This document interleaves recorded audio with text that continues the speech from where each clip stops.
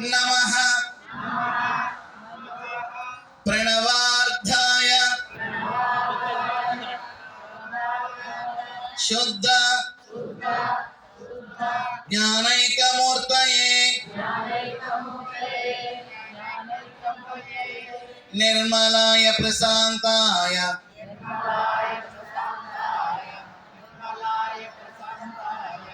దక్షిణామూర్తయే నమః.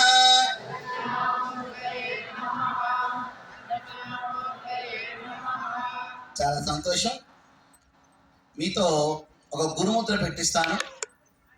జగద్గురు ఆదిశంకరాచార్యుల వారు భారతదేశం అంతా పర్యటిస్తూ అష్టాశక్తిపీఠాలలో, ఇప్పుడు ఒక శక్తిపీఠం నుంచి వచ్చారు స్వామీజీ వారు, ఇక్కడ కూర్చొని ఉన్నారు, మన పక్కనే ఉన్నారు. అమ్మవారు ఉగ్ర రూపంలో ఉన్న చోట శాంతిని కలిగించడానికి శ్రీచక్ర ప్రతిష్టాపన చేశారు. శ్రీచక్రం 4 విధానాలుగా ఉంటుంది.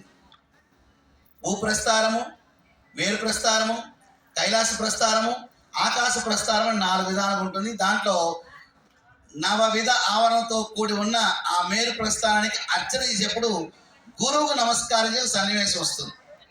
మనము మామూలుగా ఒక నమస్కారం చేసి ఒక ఇంత ఫలితం వస్తుంది కదా. ఈ గురు నమస్కారంతో 30,000% అధికమైన ఫలితం వస్తుందని చెప్పబడింది. ఈ రోజు నుంచి ఇక్కడి నుంచి వెళ్ళిన తర్వాత పరమ పూజ్య విజయశంకరానంద స్వామి వారు అన్నమయ్య పీఠం ద్వారా ఈ అన్నమయ్య జయంతి సందర్భముగా మనందరినీ అనేక ప్రాంతాల నుంచి విచ్చేసాం. అందరం కూడా ఒక్కొక్కరు ఒక్కొక్క పేరుతో పిలువబడుతున్న, నదులు అనేక రకాల పేర్లతో పిలువబడుతున్న సాగరాన్ని, సముద్రాన్ని చేరుకోగానే తమ పేరును కోల్పోయి దాంట్లో కలిసినట్లుగానే ఇక్కడ మనం ఉన్న అందరం కూడా కుల మత జాతి లింగ వర్ణ వర్గ వయోభేదానికి స్వస్తి. ఉన్నవాళ్ళు, లేని వాళ్ళు, పెద్దవాళ్ళు, ముసలివాళ్ళు, చిన్నవాళ్ళు, పండితులు, పామర్లు స్వస్తి. ఇదే వస్తేకుటము, ఇదే భారత గురువులు ప్రపంచానికి ఇచ్చిన గొప్ప ఆధ్యాత్మ సంపద. అదే మన భారతీయత. కావున ఇక్కడి నుంచి ఇంటికి వెళ్ళగానే మీ పూజాపీఠంలో దీపాన్ని వెలిగించుకొని ప్రతిరోజు కూడా ఈ గురుముద్రతో నమస్కారం చేసుకోండి. విశేషమైన ఫలితం లభిస్తుంది. అందరూ ఇలా పెట్టండి. దీన్ని ఆధ్యాత్మిక పరిభాషలో గోముఖములిక మృగముద్ర అంటారు. రెండో చేతులు కూడా పెట్టండి. ఇలా దగ్గర చేయండి, కింద కొంచెం జాయిన్ చేయండి. ఇప్పుడు మీతో పాటు మీ పక్క వాళ్ళు సరిగ్గా పెట్టుకోవాలో చూడండి. ఇప్పుడు కావాల్సినదే మనం బాగుంటే కదా, మన పక్క వాళ్ళు బాగుండాలి. మాట్లాడకూడదు, అమ్మ మాట్లాడకూడదు, మాట్లాడద్దు. తల మీద పెట్టుకోండి, అందరూ తల మీద పెట్టుకోండి. అలాగే ఉంచండి. గురువుని తలుచుకోండి. లేకపోతే ఆ వెంకటేశ్వర స్వామి గురువుగా, అన్నమైన గురువుగా తెలిసి చెప్పుకోండి. ఓం గురుర్ బ్రహ్మ గురుర్ విష్ణు గురుర్దేవో మహేశ్వర గురుర్ సాక్షాత్ పరబ్రహ్మ తస్మై శ్రీ గురవే నమః. చాలా సంతోషం. అందరూ నమస్కారం ముద్రలు రండి. ఇప్పుడు మీ కన్న తల్లిదండ్రులను తలుచుకోండి. వారి గతి ఉంచి ఉంటే వారి పాదాలను స్మరించుకుని చెప్పండి. ఓం మాతృదేవో భవ, ఓం పితృదేవో భవ,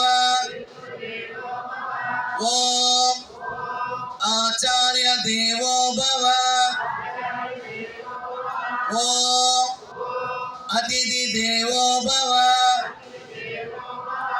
ఈ 4 మీకు తెలుసు, 5 ఉంది. ఓం సంఘ దేవో భవ. చాలా సంతోషం. ఇదే నిశ్శబ్దంతో ఒక 10 నిమిషాలు ఉండండి. ఇంకెంతో మంది ఉన్నారు కాబట్టి నిశ్శబ్దంగా ఉండండి. మీరు కదలబాకండి, పక్క వాళ్ళని కదిలించబాకండి. అలా ఇబ్బంది ఉంటే లేచి బయటికి వెళ్ళి అయిపోయిన తర్వాత రండి, ఏం పర్వాలేదు. ఇబ్బంది వినోన్నత పయోధర చతుర్భుజ త్రినయన బాలేందు కృత శేఖర పద్మోత్పలకర సౌమ్య వరదాభయ పాణిక సర్వలక్షణ సంపన్న సర్వాభరణ భూషిత సిత పద్మాసనాసీన నీలకుంచితమోత్తజ.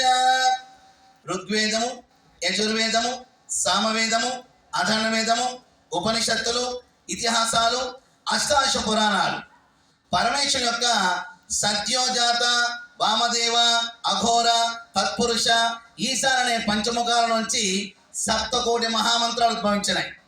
మన గృహములో చేసుకునే చిన్న పూజా కార్యక్రమం కానించి మన గ్రామాలలో ఉన్న దేవాలయాల్లో జరిగే అర్చన, అభిషేక, హోమ, యజ్ఞ, యాగాది క్రతువులు, నూతన దేవాలయ నిర్మాణాలు, పాత దేవ చిన్నోద్ధరణలు, పుష్కరాలు, కుంభమేళాలు, అతిరాత్ర మహాయాగాలు, ఈ సృష్టిలో ఎప్పుడు ఎక్కడ ఎలా జరిగినా ఈ 7 కోట్ల మహామంత్రాల్లో ఏదో ఒక మహామంత్రాన్ని ఉపయోగించుకోవాల్సింది.